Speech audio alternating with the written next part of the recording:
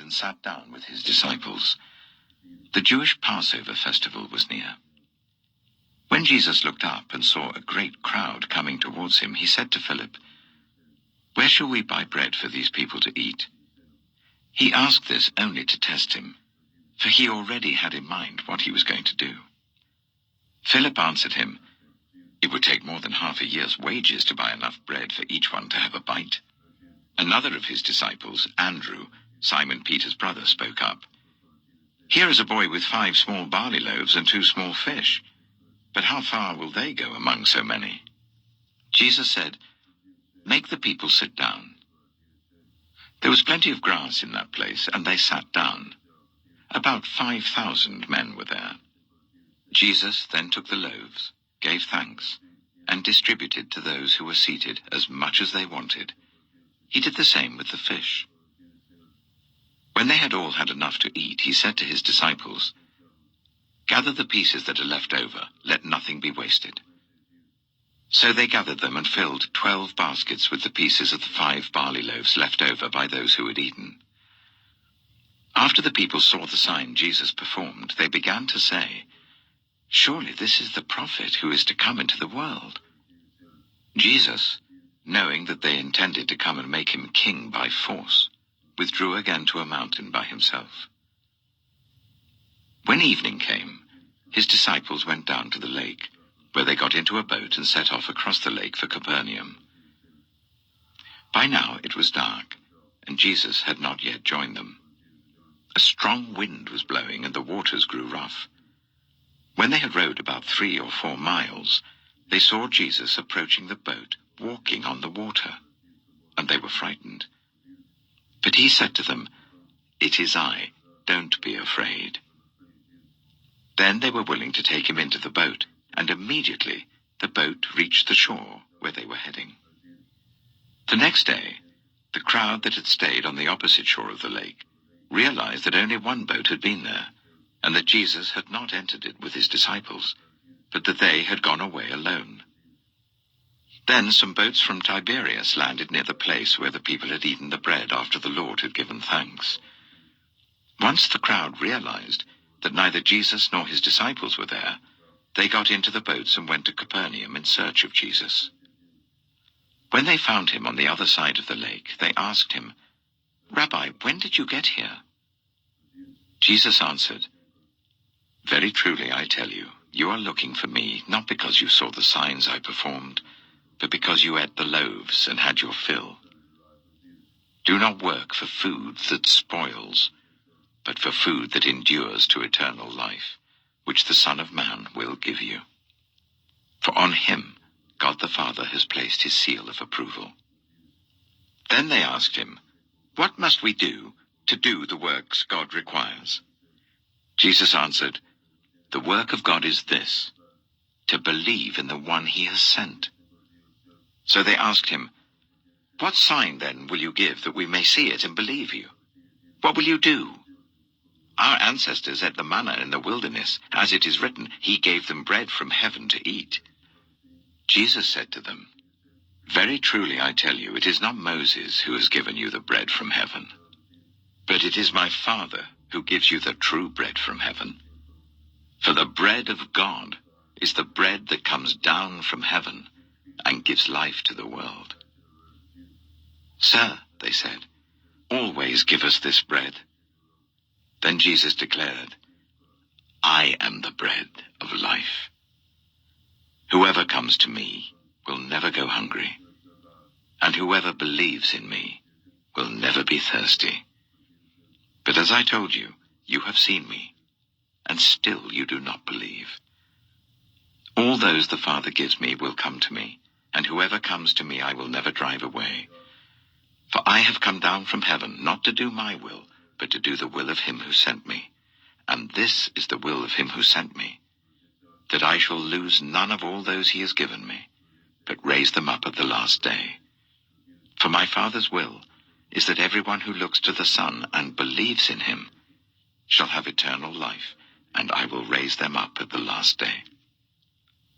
At this, the Jews there began to grumble about him, because he said, "I am the bread that came down from heaven." They said, "Is not this Jesus, the son of Joseph, whose father and mother we know? How can he now say, 'I came down from heaven'?" "Stop grumbling among yourselves," Jesus answered. "No one can come to me unless the Father who sent me draws them, and I will raise them up at the last day. It is written in the prophets, 'They will all be taught by God.' Everyone who has heard the Father and learned from him comes to me. No one has seen the Father except the one who is from God. Only he has seen the Father. Very truly I tell you, the one who believes has eternal life. I am the bread of life. Your ancestors ate the manna in the wilderness, yet they died. But here is the bread that comes down from heaven, which anyone may eat and not die. I am the living bread that came down from heaven. Whoever eats this bread will live forever. This bread is my flesh, which I will give for the life of the world." Then the Jews began to argue sharply among themselves, "How can this man give us his flesh to eat?" Jesus said to them, "Very truly I tell you, unless you eat the flesh of the Son of Man and drink his blood, you have no life in you. Whoever eats my flesh and drinks my blood has eternal life, and I will raise them up at the last day. For my flesh is real food, and my blood is real drink. Whoever eats my flesh and drinks my blood remains in me, and I in them. Just as the living Father sent me, and I live because of the Father, so the one who feeds on me will live because of me. This is the bread that came down from heaven. Your ancestors ate manna and died, but whoever feeds on this bread will live forever." He said this while teaching in the synagogue in Capernaum. On hearing it, many of his disciples said, "This is a hard teaching. Who can accept it?" Aware that his disciples were grumbling about this, Jesus said to them, "Does this offend you? Then what if you see the Son of Man ascend to where he was before? The Spirit gives life, the flesh counts for nothing. The words I have spoken to you, they are full of the Spirit and life. Yet there are some of you who do not believe." For Jesus had known from the beginning which of them didn't believe and who would betray him. He went on to say, "This is why I told you that no one can come to me unless the Father has enabled them." From this time, many of his disciples turned back and no longer followed him. "You do not want to leave too, do you?" Jesus asked the 12. Simon Peter answered, "Lord, to whom shall we go? You have the words of eternal life. We have come to believe and to know that you are the Holy One of God." Then Jesus replied, "Have I not chosen you, the 12? Yet one of you is a devil." He meant Judas, the son of Simon Iscariot, who, though one of the 12, was later to betray him. John chapter 7. After this, Jesus went around in Galilee. He did not want to go about in Judea, because the Jewish leaders there were looking for a way to kill him. But when the Jewish festival of Tabernacles was near, Jesus' brothers said to him, "Leave Galilee and go to Judea, so that your disciples there may see the works you do. No one who wants to become a public figure acts in secret. Since you are doing these things, show yourself to the world." For even his own brothers didn't believe in him. Therefore Jesus told them, "My time is not yet here. For you, any time will do. The world cannot hate you, but it hates me because I testify that its works are evil. You go to the festival. I'm not going up to this festival because my time is not yet fully come." After he had said this, he stayed in Galilee. However, after his brothers had left for the festival, he went also, not publicly, but in secret. Now at the festival, the Jewish leaders were watching for Jesus and asking, "Where is he?" Among the crowds there was widespread whispering about him. Some said, "He is a good man." Others replied, "No, he deceives the people." But no one would say anything publicly about him for fear of the leaders. Not until halfway through the festival did Jesus go up to the temple courts and begin to teach. The Jews there were amazed and asked, "How did this man get such learning without having been taught?"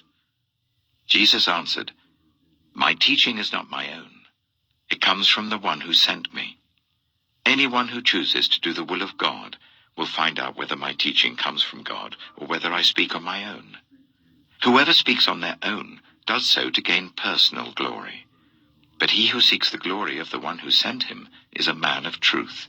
There is nothing false about him. Has not Moses given you the law? Yet none of you keeps the law. Why are you trying to kill me?" "You are demon-possessed," the crowd answered. "Who is trying to kill you?" Jesus said to them, "I did one miracle, and you are all amazed. Yet because Moses gave you circumcision, though actually